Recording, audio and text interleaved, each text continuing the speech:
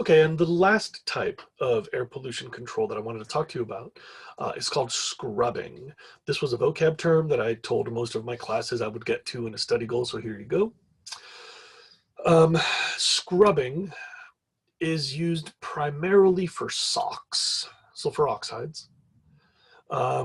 It also captures particulates of most sizes, including the ultrafine ones.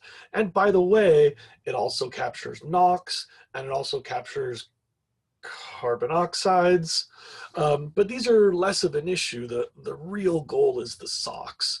Um, the concept is actually super easy if you know why we're worried about SOx. So you should remember that sulfur oxides mixed with water in the atmosphere or water in your lungs to make sulfuric acid. We've talked about the acid rain reaction. You've seen that. And this also showed up when we talked about sulfurous smog. If you don't want SOx to mix with water in the air,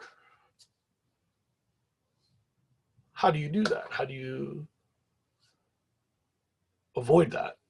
Well, if you don't want the SOx to make acid rain in the air, why don't we just make the acid rain before it reaches the atmosphere?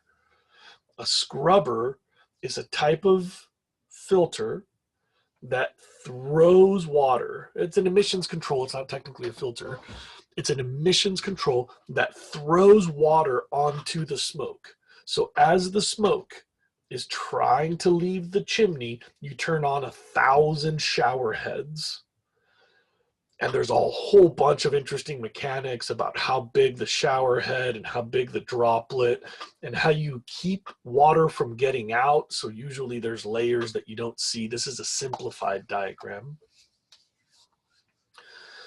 But the basic idea is you run a shower over the smoke so that the water and sulfur oxides will mix inside the scrubber, and you can take the sulfur out of the gas and have the exiting emissions be desulfurized. That's why if you look at the top of this slide, it's called flue gas desulfurization. By the way, also called wet scrubbing, because there's a lot of water involved. So scrubbing, a scrubber, flue gas desulfurization, and wet scrubbing. Once you've got a whole bunch of sulfuric acid, that's actually a useful industrial ingredient. So in some parts of the world, that's used to make cement, I think. You can like mix it with something. I don't know. It has a value as a commercial product. You've made your pollution into something that you can sell.